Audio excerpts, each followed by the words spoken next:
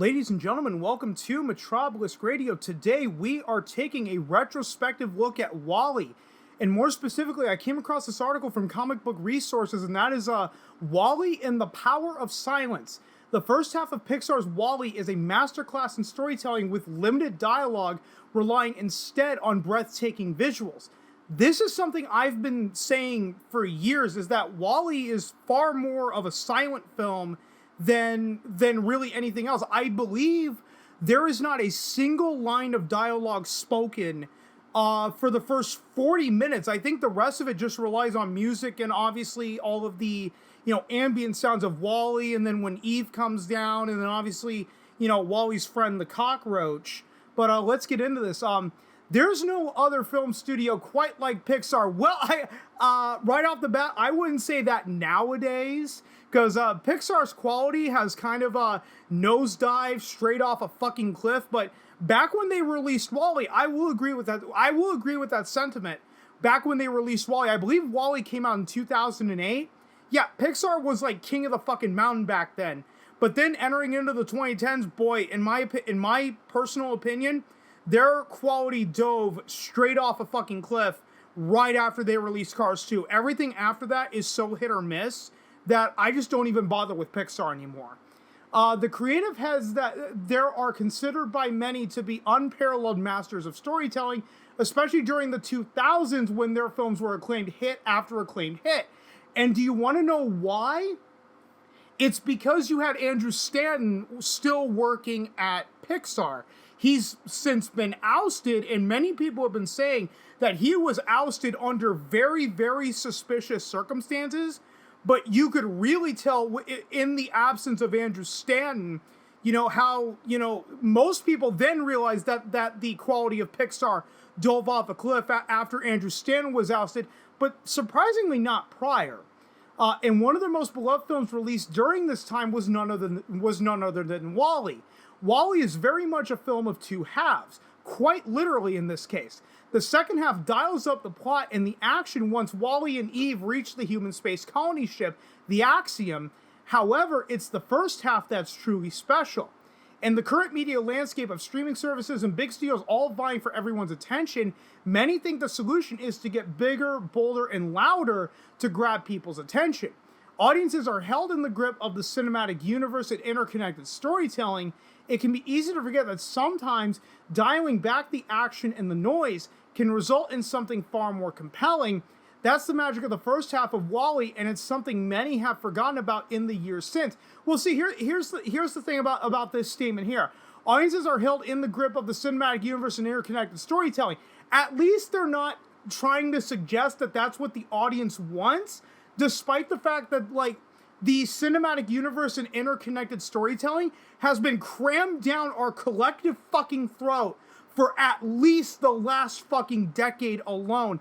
And I'll give you that. It's getting really... The Marvel Cinematic Universe is getting real old. Universal tried to do it with their monster movies, and they failed fucking spectacularly. Sony tried to do that with Ghostbusters 2016 in particular. Warner Brothers tried to do that with the DCEU, and now it's a real crapshoot whether or not, XYZ movie is even going to align with the DCEU in general. So, yeah, the cinematic universe and interconnected storytelling, it's got to go at this point. Pixar's WALL-E invites its audience into a world not of magic but desolation. The planet is drowning under the waste of man's own creation, and the audience is introduced to two characters, the titular trash-compacting robot WALL-E and his pet cockroach named Hal. See, I didn't know that his pet cockroach was named Hal. I don't think it was ever once said in the movie, but if it is, that's actually a very nice nod to 2001: A Space Odyssey, for those that get that reference. And as far as the main characters go, WALL-E is not exactly the most talkative one out there. He is essentially limited to saying his name, but the animators get plenty of emotions out of him through his actions and especially his eyes. The audience is taken through WALL-E's day-to-day life, and it's a journey in which the visuals and the music take over. The music is bouncy and peppy as he carries out his work, which is comically at odds with the bleak visuals.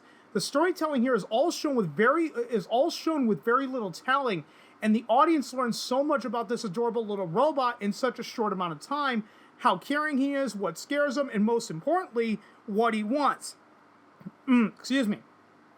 It turns out that WALL-E is a romantic at heart, as he watches old tapes of romantic films on repeat. He has a dream, and all of this is learned without a real word of dialogue about it.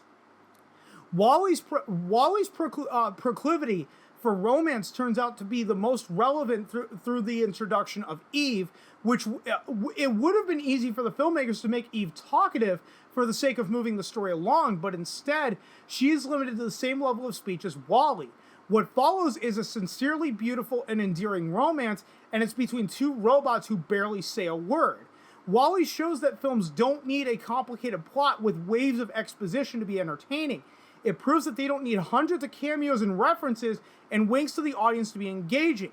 In the case of WALL-E, it doesn't really need a single word to captivate an audience. That is the power of silence. That is the power of Pixar. Now, I would have ended this with that is the power of silence.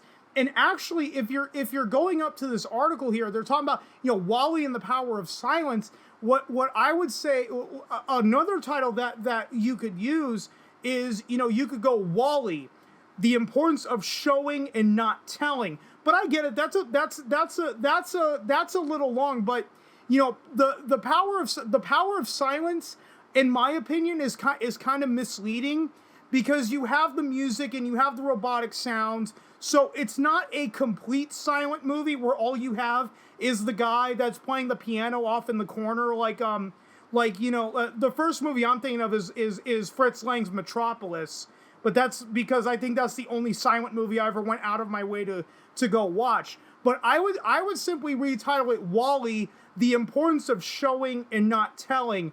And that's really what WALL-E did. If you really have to sum up this whole thing, it's WALL-E decided to show the story instead of telling you the story.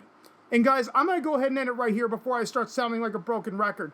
If you guys stuck around this long, thanks so much for doing so. And if you've been following me long enough, you know I'm terrible at ending these videos, so I will just see you guys next time.